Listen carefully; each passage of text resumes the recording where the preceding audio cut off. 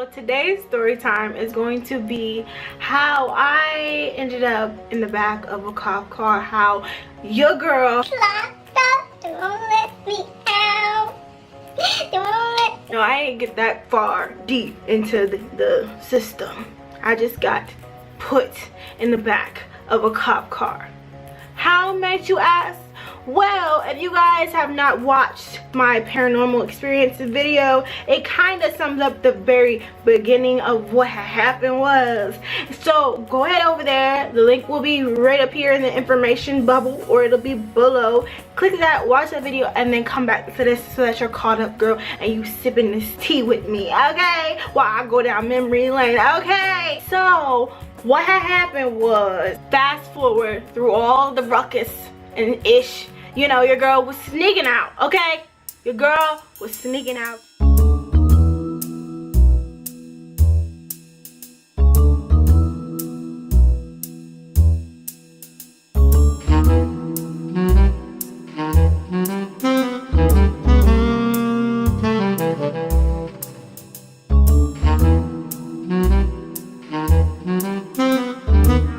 She was in them streets. She was in it heavy, like she was heavy, okay? Heavy, real heavy, D heavy. I don't know who I thought it was. I thought I was grown. I really did. I thought I was grown. I was 15. I just turned 15. I thought I was grown. I was running these streets like, what's up? I snuck out my last sneak out of all sneak outs, okay? I snuck out and I got caught. When my mom was calling me, okay, and I'm like, no, that's it, it's over. I might as well chalk it up to homelessness because your girl is homeless. Once my black mother found out that I had been sneaking out, I wasn't taking no chances again. No ass whooping. I wasn't taking no chances of coming up dead. Okay, y'all know I think I'm cute, so I'm not trying to be anybody's casket. All right, dead makeup is not cute. It's not on fleek, and I wasn't trying to be powdered down at 15. I wanted to be young, black, and free. I was like, I'm not going home. I don't care what she say. I don't care how many times she called me. I don't care how many people she get to call me. I am not going home. People in Philly calling me, my family members in Philly calling me. I said I'm not coming home. She's not coming. I want to do what y'all want to do. Y'all can fly out here, y'all can come find me, but you're not gonna find me because I'm not coming home. My dumbass stays with said boyfriend at the time. My mom found out where said boyfriend lived. I don't know how she found this out because, like I said, we went to different schools and we really weren't close. Like, my mom never met him in person before, and we just weren't close like that. So I don't know how. My mom was pregnant at the time, so I was just like, she's not, you know, I'm not trying to stress her out to have to hand me this ass whooping, this foot up my ass. So I'm just not gonna do it. I'm not trying to make my little baby sister premature. I'm not trying to do it. Fast forward, she found me.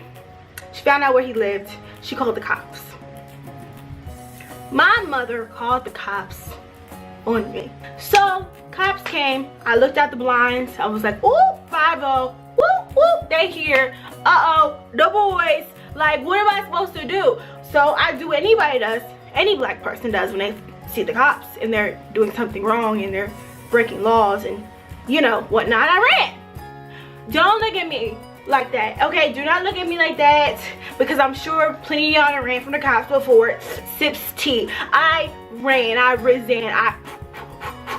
took flight on that ass, okay? I was gone. So said cops weren't very good cops, I might add, because they were kind of heavy set. All right, they weren't up to the challenge of chasing a teenage young Ming. You know what I'm saying? Like, they weren't ready for the chase. I don't know how. If they couldn't chase me, I'm damn sure they couldn't chase the criminals out there who've been criminalizing all their damn lives. They be running track. They be ready for this criminal life, okay? They be about this thug life. So I don't know how he thought that he could be a cop in this area. I mean, well, technically in the area it wasn't that bad of a crime, so I guess I understood. But he had one too many donuts. I'm gonna say that. Ran through the back, right? I ran to the back. I was floating.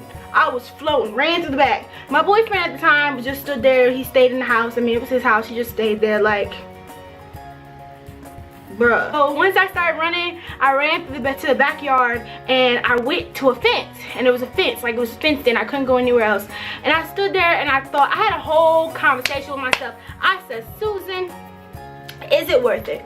Should you jump this fence? Because you know I was, you know black people, we can jump fences in a quick minute. So I was ready. I was, foot was up in the air. I was ready to jump this fence, you know what I'm saying? But I was like, no, because where am I gonna go? I have nowhere to go. Like, I have nowhere to go. I was homeschooled at the time. I didn't have that many friends. All I really had was my boyfriend. I'm running from his house and I can't go back there because, you know, 5-0, the feds, they were surrounding his house.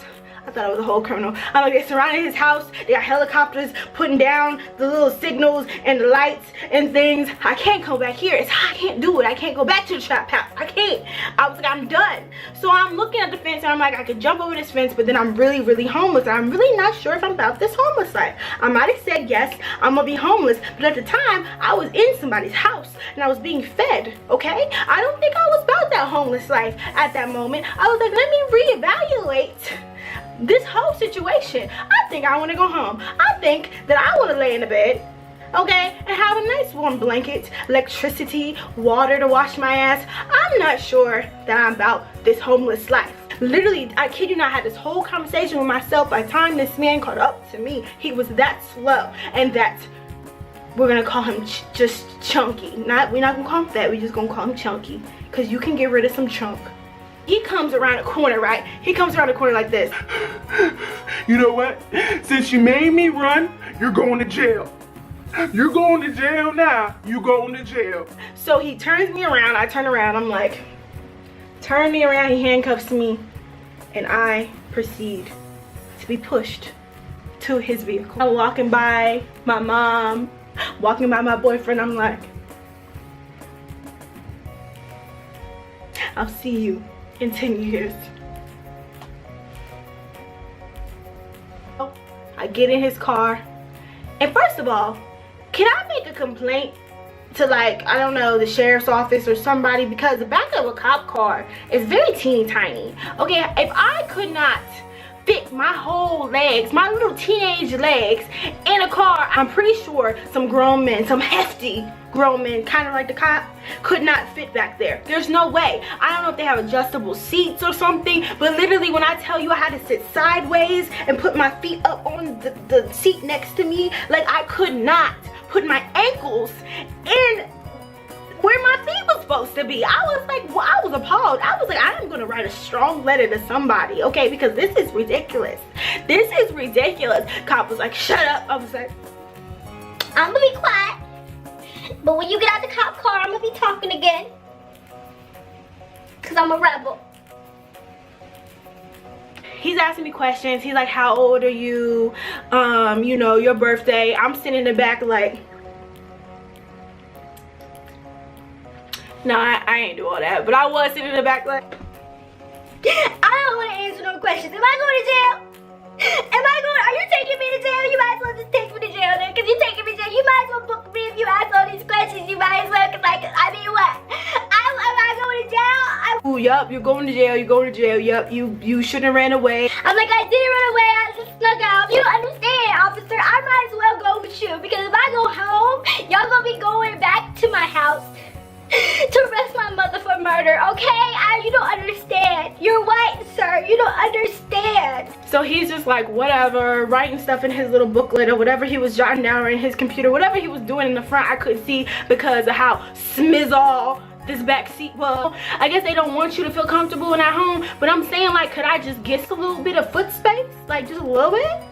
Is that too much to ask? So my mom comes over and he's like, he gets out the car and he's basically, I guess he asked her, do you want to press charges? Like, do you want me to take her down to juvenile hall? What do you want to do? And my mom was like, I will take her home. So I got out the car.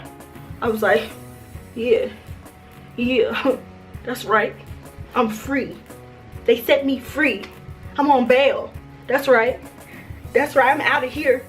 I'll see y'all when I see y'all. I'm done. I did my time. So he unhooks the handcuffs and y'all, it hurt so bad. I was just like, whatever. Whatever. I was ready to write this letter. This was the most disrespect I've ever felt in my life. Long story short, I get home, I get my punishment, I get grounded, I get beat up.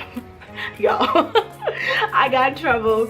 After that, They snatched everything. They may as well, if I would have had a wig, they would have snatched my wig, okay? They took my clothes. When I say they took my clothes, they took my clothes, y'all. I was wearing stuff from House on the Prairie. I could only wear those long jean skirts and a simple shirt. That was it. They took all my fashionableness stuff. They took jewelry. They took lip gloss. I wasn't allowed to wear makeup back then. So they took lip gloss. They took books. I was a hood book type of chick. This is probably why I got in trouble. It's probably where I got all these crazy ideas from. But I was a hood book type of chick. Took my books.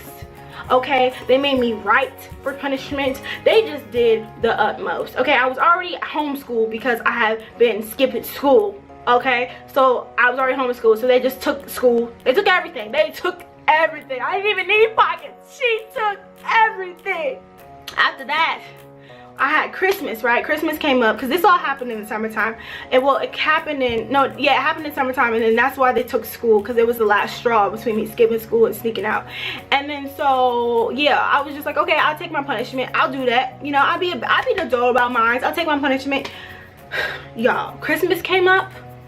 They gave me my presents, everything I wanted, everything I asked for. They gave it to me. They watched me open it, get excited. I was like, oh, an iPod. Oh my gosh. They got so excited, right? They watched me open everything.